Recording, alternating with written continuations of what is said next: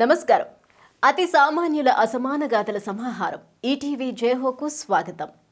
ఆ polymer engineer ఓ రైతు బిడ్డ. అమెరికా వెళ్ళినా మట్టి వాసన మర్చిపోలేదు. ఎదిగి వచ్చిన మూలాలను విడవలేదు. లక్షలు తెచ్చిపెట్టే ఉద్యోగం వదిలి స్వదేశం చేరారు. తనకు నచ్చిన పాడి పరిశ్రమలో ప్రవేశించి పాల వెల్లువ సృష్టించారు. రైతులు కష్టజీవుల కష్టాలకు చలించిన ఓ యువకుడు సేద్యపు పనులను సులభంగా చేసే చిన్న చిన్న యంత్రాలను ఆవిష్కరించాడు. వినూత్న స్ఫూర్తి కథనాలతో మీ ముందుకు వచ్చింది జేహో.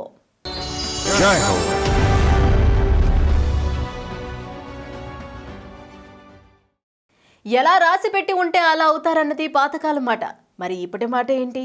ఎవరెలా రాసుకుంటే అలా అవుతారు, అంతే. ఖరగ్పూర్లో ఐఐటి చేసిన తెలుగు యువకుడు ఇదే నిరూపించారు. అమెరికా మసాచుసెట్స్ విశ్వవిద్యాలయంలో పెద్ద చదువు చదివారు. లక్షల వేతనంతో లక్షణమైన ఉద్యోగం వస్తే కొంతకాలానికి వదిలేశారు. ఉన్నపళంగా స్వదేశం వచ్చి పాడి పరిశ్రమలో భాగస్వామి అయ్యారు. డైరీ ఫామ్ నెలకొల్పి ఆర్జిస్తున్నారు.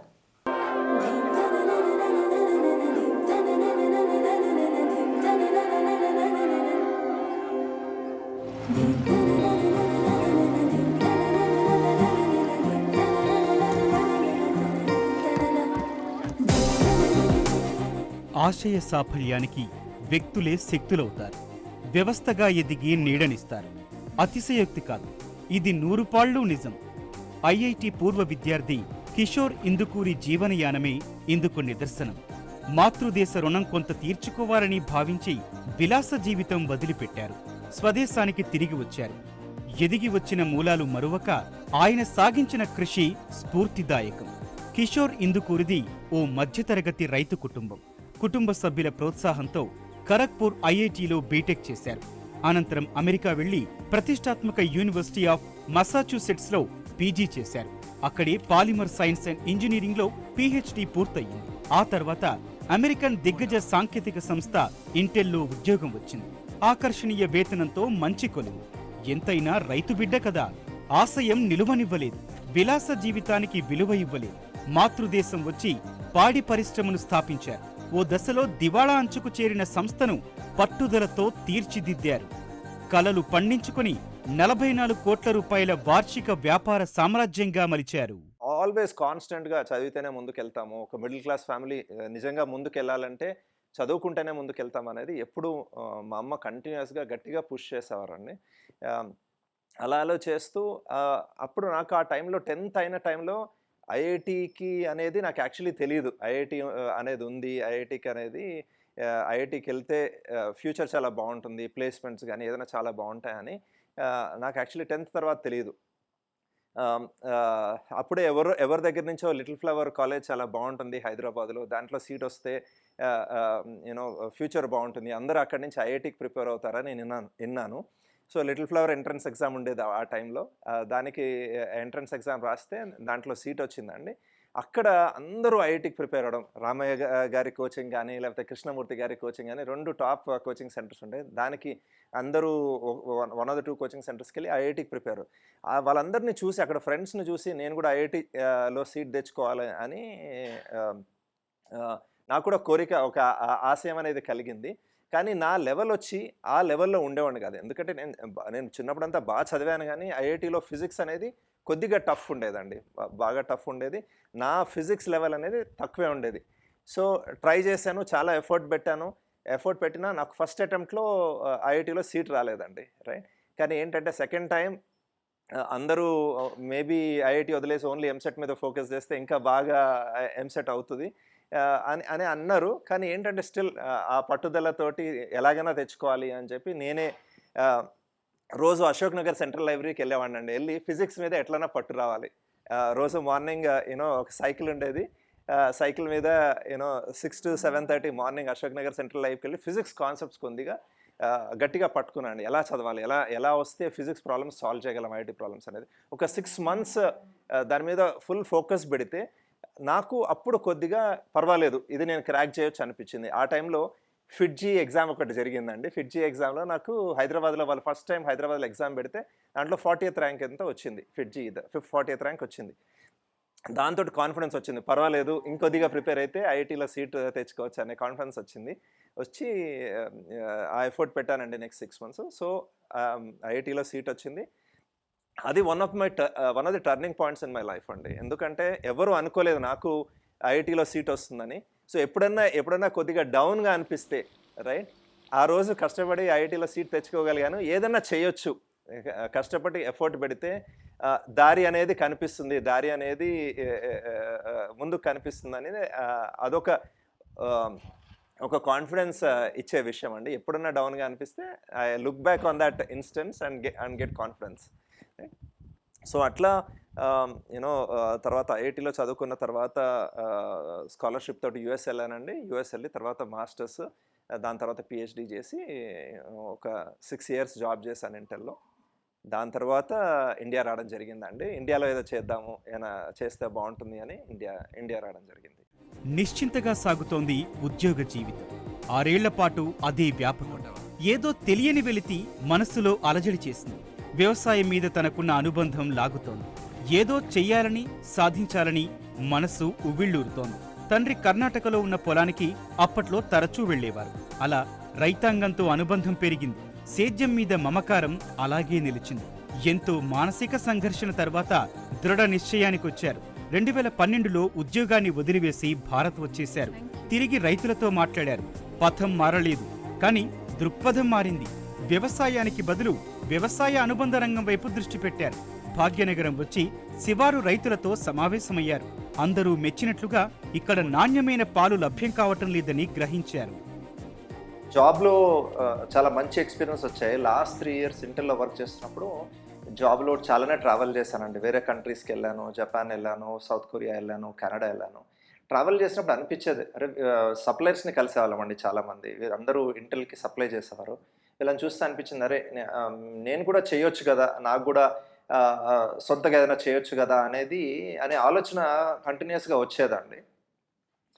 చూస్తూ ఇక్కడేమో మాకు కొద్దిగా వ్యవసాయం ఉండేది, నా వ్యవసాయ భూములు ఉండేవి.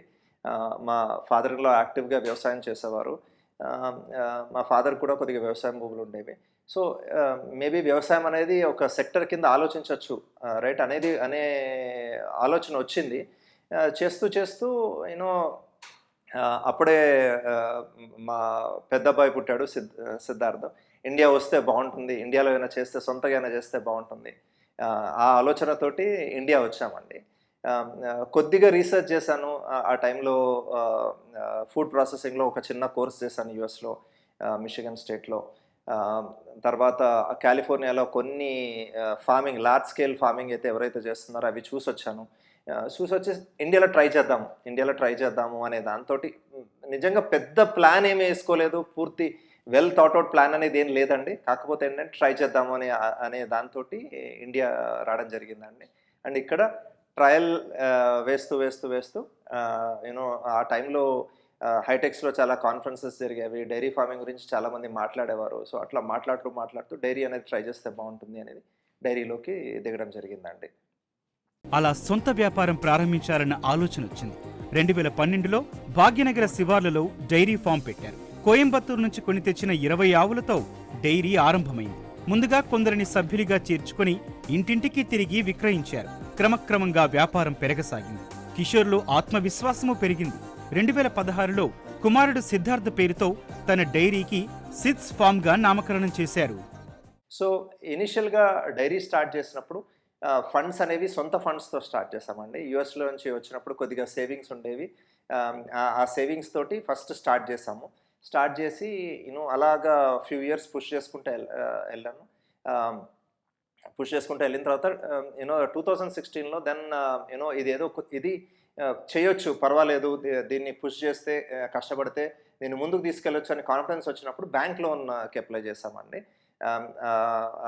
అప్పుడు మా పేరెంట్స్ వాళ్ళ ఇల్లు, నా దగ్గర ఉన్న ఫండ్స్ అన్నీ అయితే ఎగ్జాస్ట్ చేసేసాను, అన్ని బిజినెస్లో పెట్టాను. అప్పుడు మా పేరెంట్స్ వాళ్ళ ఇల్లుని మార్ట్గేజ్ చేసి, ఆ మార్ట్గేజ్లో పెట్టి కొలాటరల్ కింద పెట్టి బ్యాంక్ లోన్ రేజ్ చేసాము.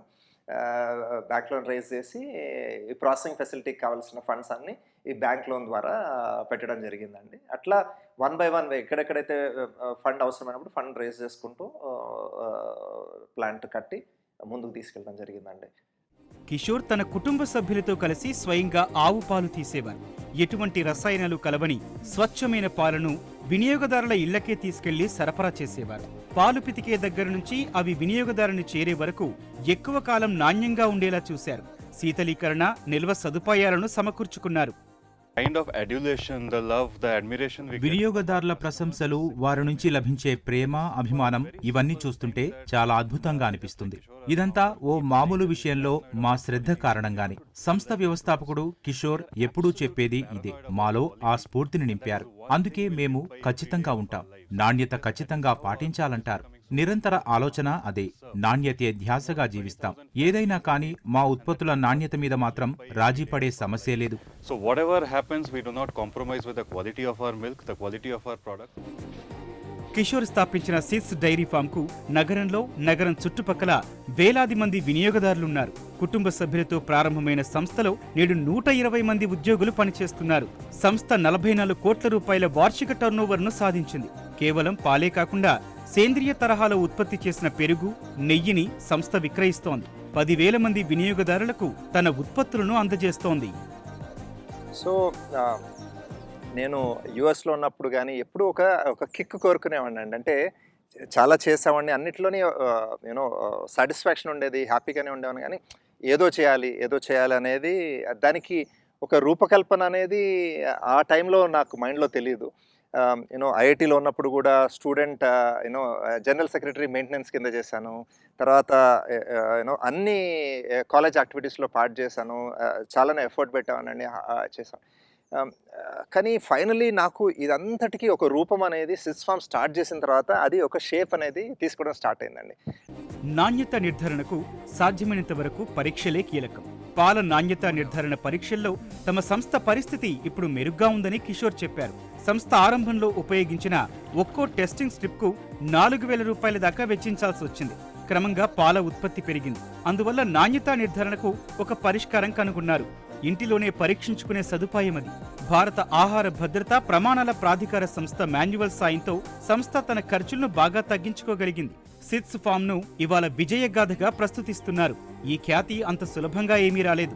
ఇందుకోసం తమ కృషిలో ప్రతి అంశం కిషోర్ కు జ్ఞాపకముంది. సో సిడ్స్ ఫార్మ్ స్టార్ట్ చేసిన తర్వాత చాలా ప్రాబ్లమ్స్ ఫేస్ చేసామండి. అంటే చాలా ప్రాబ్లమ్స్ అంటే this is probably A entrepreneur అయినా ఫేస్ చేస్తాడు, రైట్? బట్ వన్ థింగ్ ఎప్పుడు ఏంటంటే ఎంత పెద్ద ప్రాబ్లం వచ్చినా కానీ తల కిందకి దించుకుని ఎగ్జిక్యూట్ చేసుకుంటే వెళ్ళేవాళ్ళం అండి. ఎప్పుడు మాత్రం ఆగలేదు, రైట్? సో పర్సివరెన్స్ అండి, పేషెంట్గా పర్సివరెన్స్, రైట్?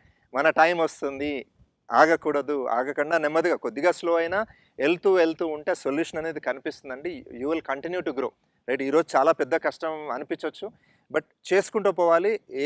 ఏ ప్రాబ్లం వచ్చినా కానీ దాన్ని ఆపర్చునిటీ కింద క్రియేట్ చేయడం అండి, right? Business is all about converting the problems into opportunities, right? A problem ఈరోజు చాలా పెద్ద ప్రాబ్లం ఉంది, ఇది సాల్వ్ చేయలేకపోతున్నాము అనుకున్నప్పుడు see how you can convert it into an opportunity, right? ప్రతి problem is an opportunity, every obstacle is an opportunity. అది మనం చేయగలిగితే మాత్రం ఏదన్నా సాధించవచ్చు అండి, రైట్? ఓ చిన్న వేలో we think we were able to do it, right? But మేము ఇంకా చేయాల్సింది చాలా ఉంది, రైట్? ఫర్ ఎవ్రీ ఎంటర్ప్రినర్ ఏంటంటే వదిలిపెట్టకుండా, రైట్? బిజినెస్ మోడల్ని చిన్నగా ట్వీక్ చేయాలండి, రైట్? మనం ఇనీషియల్గా రాసిన బిజినెస్ మోడల్ ఇది చేద్దామని అనుకుంటాం. ఆ బిజినెస్ మోడల్ని మార్చాలి, ఎందుకంటే సర్వైవ్ అవ్వడానికి చిన్నగా మార్చడంలో తప్పు లేదు. కానీ వదిలిపెట్టకుండా దాంట్లో పట్టుకుని కూర్చుంటే పాత అనేది కనిపిస్తుందండి. ఎప్పుడు మనం ఇలా స్టార్ట్ చేద్దాం, ఇక్కడి నుంచి ఇలా వెళ్దాం, ఒక లైన్ గీసుకుంటాం, ఆ లైన్ని కొద్దిగా మార్చాల్సి వస్తుంది. బట్ పట్టుకొని కూర్చుంటే ఆ పాత్ అనేది క్లియర్గా కనిపిస్తుందండి మనకి. ఇనిషియల్గా తెలియకపోయినా కానీ వెళ్ళే కొద్దీ ఇట్ బికమ్స్ క్లియర్. అది దిస్ ఈస్ సంథింగ్ దాట్ నేను నేర్చుకున్నది. గ్రోత్ ఎలా తీసుకురావాలి, లేకపోతే ముందుకు ఎలా వెళ్ళాలన్నప్పుడు I would definitely say keep doing, keep tweaking, but pay attention, right? అది చూస్తూ ఉంటే ఆ సొల్యూషన్ అనేది దొరుకుతుందండి. కిషోర్ ముందుగా గేదె పాలతోనే సిడ్స్ ఫామ్ నుంచి వ్యాపారం ప్రారంభించారు. కానీ వస్తున్న ఆదరణ చూసి ఇతర ఉత్పత్తులకు విస్తరించారు. ఆవు పాలు, వెన్న, నెయ్యి నుంచి గేదె పెరుగు, వెన్న దాకా ఇంకా అనేక పదార్థాల ఉత్పత్తిని ఆరంభించారు. కోవిడ్ మహమ్మారి విజృంభించిన కాలంలో సైతం సంస్థ నుంచి వినియోగదారులకు పాల సరఫరాను నిలిపివేయలేదు.